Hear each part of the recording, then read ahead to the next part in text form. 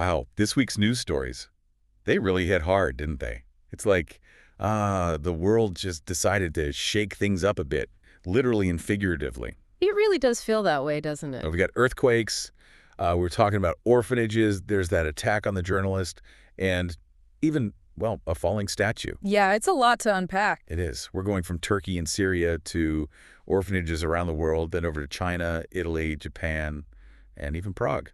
And through it all, there's this theme of fragility, like life and the systems we depend on, and even, well, the truth, how fragile it all is. Yeah, you're right. Fragility. That's a good word for it. And I think that's what makes these stories so powerful. They force us to confront that, that fragility. Absolutely. So let's dive right in. I mean, the earthquake in Turkey and Syria, it's just heartbreaking. I've been watching the news, and the images are just devastating. A 7.8 magnitude earthquake. I can't even imagine the power of that. It's hard to wrap your head around, isn't it? I mean, the energy released by a quake that size, it's like thousands of atomic bombs going off all at once. Thousands. Seriously. Yeah, and tragically, that region, it's right on the East Anatolian Fault, and well, it's one of the most seismically active areas in the world. It's where the Arabian and Anatolian tectonic plates are constantly grinding against each other, and all that pressure just builds up, and then boom, it releases as an earthquake. So it's like a ticking time bomb almost. In a way, yeah. And this time, well, the consequences they're just horrific. It really makes you think about,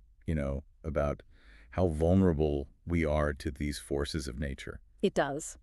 Now, shifting gears a bit, you flagged a story about this global movement to end orphanages. Yeah. And honestly, at first glance, it seems a little counterintuitive. I can see why you'd say that. Aren't orphanages supposed to protect vulnerable children? Well, yes, that's the idea, right? But the reality is it's much more complicated than that. Okay, how so? Well, did you know that something like 80% of children in orphanages actually have living family members? 80%.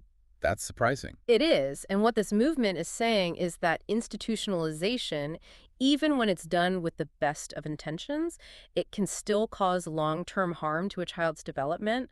It disrupts those crucial family bonds. And in a lot of cases, it's not actually orphanhood that's the root cause, but poverty or lack of support. So it's more about keeping families together. Exactly. It's about providing resources and support so that families can stay together whenever possible. Things like community-based childcare, financial aid for families who are struggling, and even addressing those societal stigmas that can lead to institutionalization in the first place. That makes sense. It's like a more holistic approach, right? Yeah. Instead of just treating the symptom, you're tackling the root cause. Precisely. So what about those cases where, where a child truly is an orphan? Well, even then, the focus is shifting toward family-based care. Foster care, for example, or adoption. Those are seen as better options than institutionalization. Okay, that makes sense. Now, on to something completely different and honestly a lot more disturbing. We have to talk about that attack on the BBC journalist in China. It was just chilling to see a journalist physically attacked on live television just for doing their job. Yeah, it was shocking. It really makes you question the state of press freedom in certain parts of the world. It does. And this incident, it really underscores the dangers that journalists face, particularly those who dare to challenge those in power or expose uncomfortable truths. It reminds us of the delicate balance between government control and the free flow of information. Exactly. When a journalist is silenced, especially in such a public and brazen way, it sends a chilling message to other journalists. It creates an atmosphere of fear and self-censorship. And ultimately, it's the public that suffers. Absolutely. Without a free and independent press, we can't hold those in power accountable. We can't make informed decisions. We're left in the dark. It's a sobering reminder of the importance of a free press and the courage of journalists who put themselves at risk to bring us the news. I couldn't agree more. All right, well, on to something a little lighter, although still tragic. This story about the Prada manager in Naples who was killed by a falling statue. Oh, yes. That was just awful. I mean, talk about being in the wrong place at the wrong time. It doesn't get much more random than that, does it? It really makes you realize, how fragile life is and how unpredictable it can be. You can be going about your day and then suddenly it's all over. It's a stark reminder that we should cherish every moment. Absolutely. And speaking of reminders from the past, we have a story about a World War II bomb detonating at a Japanese airport. I mean, you'd think after all these years, those things would be long gone. You'd think so, wouldn't you? But this incident just goes to show how the past can come back to haunt us in unexpected ways. Even decades later, these remnants of war can still pose a threat. It's a reminder that those cleanup efforts are, well, they're still so important. Absolutely. And not just to prevent physical harm, but also to help communities heal from the trauma of war. Imagine living with the constant fear that a bomb might be lurking beneath your feet. Yeah, that would be terrifying. Okay, and finally, we have a story that, well, that kind of casts a shadow over the idea of tourism. Oh, you mean the British tourist killed during a stag do in Prague? Yeah, that one.